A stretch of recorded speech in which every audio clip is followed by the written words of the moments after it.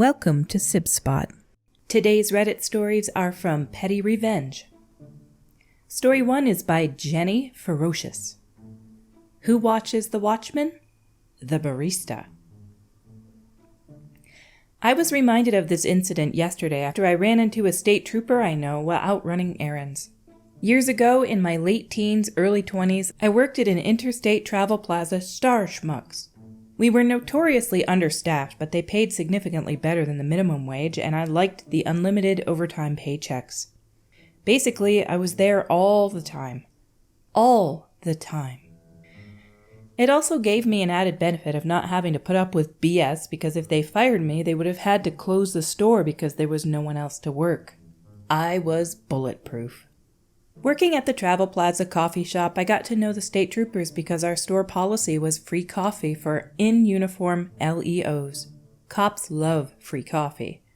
They all loved me because I was the one giving them the free coffee. It was truly the best of times. Well, one day, one of the troopers had some bug up his butt and was taking it out on me. Not even jokingly, he was just being mean. He made me cry, and I had been working customer service jobs for at least 5 to 6 years by then, so not an easy feat. But eventually my hurt feelings turned to anger, and I demanded an apology. He refused because he was being a jerk, and jerks apparently don't feel remorse. I told him if he didn't apologize, he would regret it. He said, "I'm gonna regret it. What are you gonna do about it?" I stared at him like he was stupid for a few seconds while my resolve solidified, and I said, "I work every day. Most of them doubles. I make coffee for you and every single state trooper that comes through here. Until you apologize to me, you are getting decaf. Every single state trooper that comes in here will be getting decaf. And I will tell them that they are getting decaf. And I will also tell them that this is your fault and that they will continue getting decaf until you apologize for being a jerk to me. That's what I'm going to do about it." He sort of scoffed like he didn't believe I actually would, but I've got petty stamped in my DNA and had no intentions of letting his bad behavior go unpunished. It took 3 days for me to get that apology, and he looked like a kicked dog the entire time. But he never tried to disrespect me again. You don't F with the girl who controls the caffeine intake of an entire state police barracks. Some people cannot function without coffee. I didn't used to be one of those people. Now I drink coffee sometimes daily, sometimes multiple times a day. Your body starts to believe that you're dependent on it. I can actually quit drinking at any time. I have before. I've taken long breaks from it. Down in the comments by T. Hoover 88. How big of a does someone have to be a jerk to the person giving them free stuff? Well played. This also shows that terrible cops can be held accountable with a group punishment. Our next story is by Substantial Rabbit 35. Blocking 2 pumps at the gas station and giving me the finger? Let's see how much you like being blocked and waiting. The story of backing up in a gas station reminded me of my own, and when a jerk driver in front of me took a second closer pump on the line while the first one was free, so I'd have to wait until he finishes and pays while the pump in front of him would be free the whole time. All the other lines were taken too, but no other cars in line. The station was actually quite empty otherwise. It was late in the evening. So it was doubly so infuriating to wait on a nearly empty station unnecessarily. Honked at him to move to the pump in front, but he gave me the finger. Later noticed he had some lady inside the car, maybe a date he wanted to impress and assert dominance, I don't know. So if you want to play this way, it was actually possible to back up, go around through a lane for large trucks, but I couldn't use the pump because the hose noses are thicker, and pull back to the free space in front of the guy.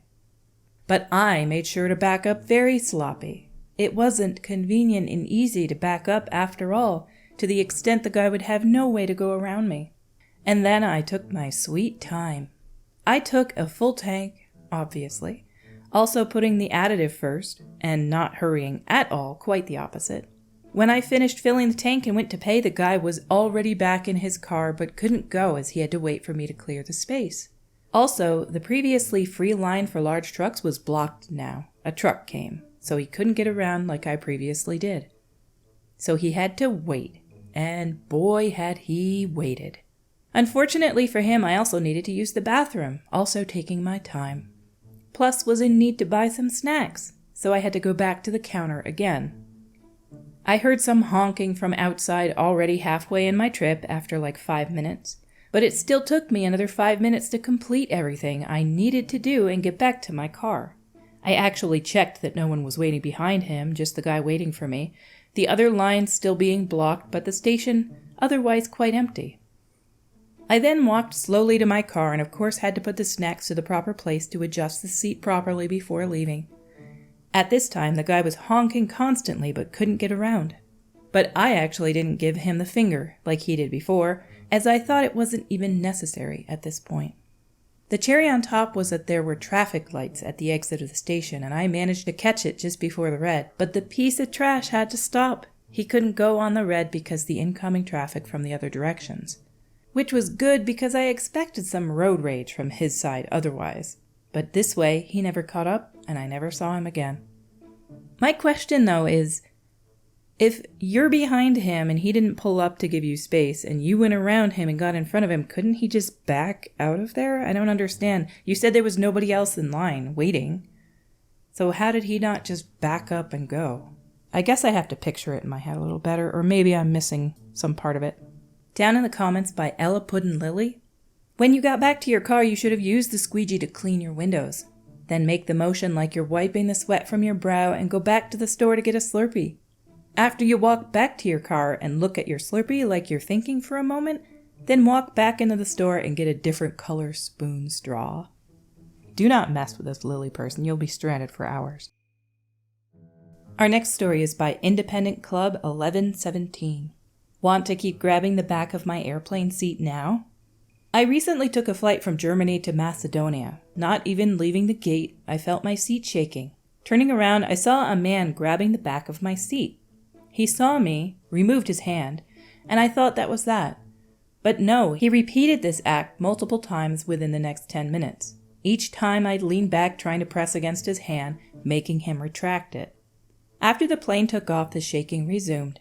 I looked back again, but this time he was only grabbing the very top, out of my head's reach.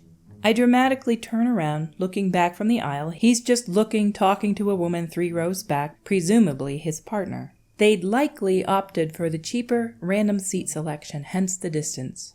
When our eyes met, he pulled his hand away. By this point, he'd done this at least 20 times, and I was getting irritated, to say the least. The next time I felt shaking, I pretended to stretch. I wet my fingers with a generous lick, near spit on them, grabbed the back of my seat, and just doused his hand. Needless to say, he didn't touch my seat for the remainder of the flight. Was I wrong? Didn't know how to get the point across not to keep shaking my seat after many failed attempts. One of the comments below that actually got downvoted into oblivion was somebody swearing that they would have crushed his hands until he stopped, and everybody's like, no, you wouldn't have. But they also said something that I kind of agree with. Why didn't you just talk to the guy? That being said, the OP replied to that comment and said that he only spoke English and the guy on the flight was speaking German. You never know, though. He could speak English, too. A lot of people do. This guy was using the guy's headrest to turn around and talk to his partner behind him. And so every time he would shake it and shake it and shake it. That sort of thing used to drive me crazy when I was in high school because we had these little like standalone desks and they had these little book cages on the bottom that you were supposed to put your books in. But students behind you would just put their feet on the little book cage and they would, everybody has anxiety in high school. They'd shake and shake and shake and I'd constantly have to say, hey, stop that. Nobody likes to have their seat shaken. Underneath the OP's post by Coder Joe 1. Everybody who's been on a commercial airline has a story to share like this. I got on a flight and a middle-aged woman used my seat back to get up several times. When I overheard her telling her seatmate she was going to use the restroom before the drink service, I leaned slightly forward and depressed my seat recline button. As soon as she grabbed the seat, it snapped back with no resistance and I let out a yelp like she'd attacked me. Some people can be trained. She avoided my seat the rest of the flight. Our stories for today have come to a close. Until we meet again, have a remarkable day.